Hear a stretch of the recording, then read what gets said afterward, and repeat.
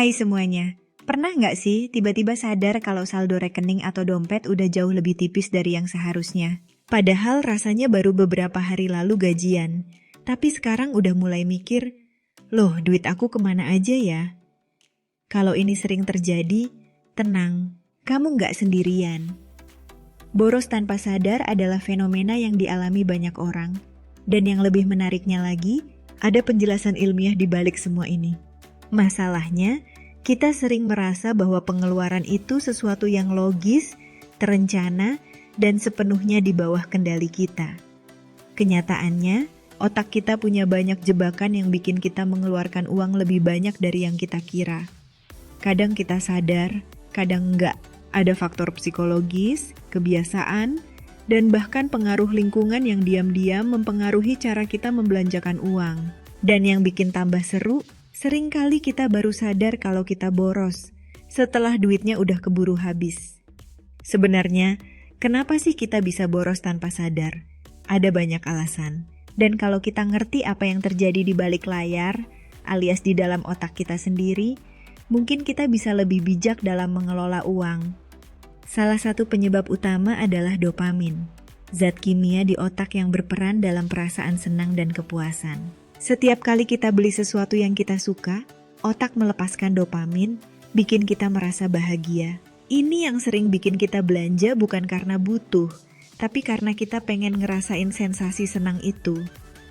Apalagi kalau belanjanya online, klik-klik doang, nggak kerasa uang keluar, tapi pas lihat mutasi rekening, baru deh pusing. Ada juga yang namanya the pain of paying, atau rasa sakit saat mengeluarkan uang. Otak kita sebenarnya benci kehilangan sesuatu, termasuk uang.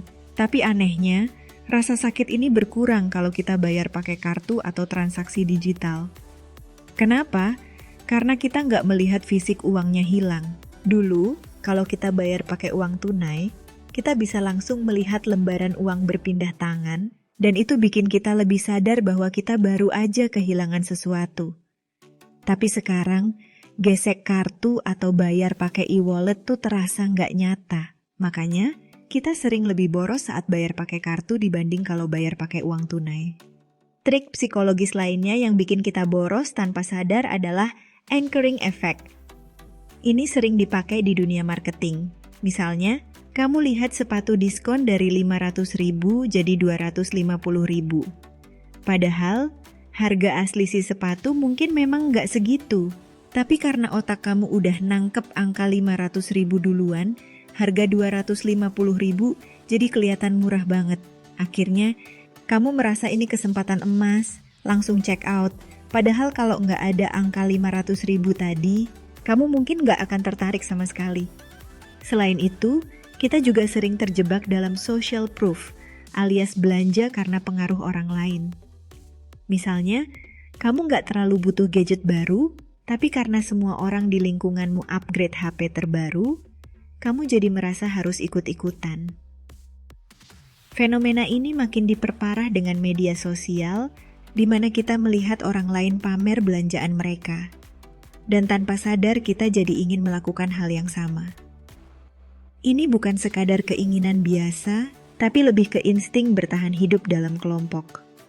Otak kita punya mekanisme alami untuk menyesuaikan diri dengan lingkungan sosialnya, dan sayangnya ini termasuk dalam hal konsumsi juga. Terus, ada yang namanya habit loop, kebiasaan yang terbentuk tanpa kita sadari. Misalnya, setiap kali stres kita belanja, setiap kali suntuk kita pesan makanan online. Ini terjadi berulang kali sampai akhirnya jadi kebiasaan. Yang lebih gawat, semakin sering kita melakukan sesuatu, semakin mudah otak kita mengulanginya tanpa berpikir. Makanya, ada orang yang kalau lagi bete atau bosan, tangannya otomatis buka aplikasi belanja. Ini bukan sekadar aku pengen beli sesuatu, tapi lebih ke kebiasaan yang udah terbentuk di dalam otak. Dan yang terakhir, kita sering boros karena adanya delayed consequences atau konsekuensi yang tertunda. Ketika kita belanja, efek senangnya langsung terasa, tapi efek negatifnya, misalnya duit habis, tagihan numpuk, baru kita rasakan nanti. Otak kita nggak suka yang namanya konsekuensi tertunda. Makanya lebih fokus ke kepuasan saat ini daripada dampak jangka panjang. Itu sebabnya kita bisa dengan mudah beli sesuatu sekarang tanpa mikirin nanti gimana bayarnya. Jadi, apa yang bisa kita lakukan supaya nggak terus-terusan boros tanpa sadar? Pertama, coba lebih mindful saat belanja. Sebelum check out atau gesek kartu, tanyakan ke diri sendiri, aku beneran butuh ini? Atau cuman kepengen aja? Bisa juga pakai trik tunda 24 jam. Kalau masih kepengen beli setelah 24 jam, berarti kemungkinan besar itu kebutuhan, bukan sekadar keinginan sesaat. Kedua, mulai biasakan bayar pakai uang tunai kalau memungkinkan. Ini akan bikin kita lebih sadar akan setiap pengeluaran. Kalau harus bayar pakai digital, coba catat semua transaksi supaya kita bisa melihat dengan jelas kemana aja uang kita pergi. Ketiga, batasi paparan terhadap godaan belanja. Kalau kamu sering impulsif belanja online, mungkin bisa coba unfollow akun-akun promo yang sering bikin kamu tergoda. Ingat, marketing itu dirancang untuk membuat kita merasa harus beli sesuatu. Padahal seringkali kita nggak benar-benar butuh. Dan yang paling penting, ubah cara pandang tentang uang. Uang bukan sekadar alat untuk membeli kesenangan sesaat, tapi juga alat untuk membangun kehidupan yang lebih stabil dan nyaman di masa depan. Setiap kali kita mau boros, ingat bahwa setiap rupiah yang kita hemat bisa jadi investasi buat diri kita sendiri.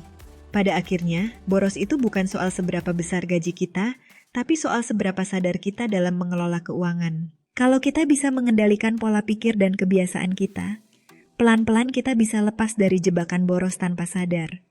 Dan siapa tahu, dengan sedikit perubahan, masa depan keuangan kita bisa jauh lebih cerah dari yang kita bayangkan.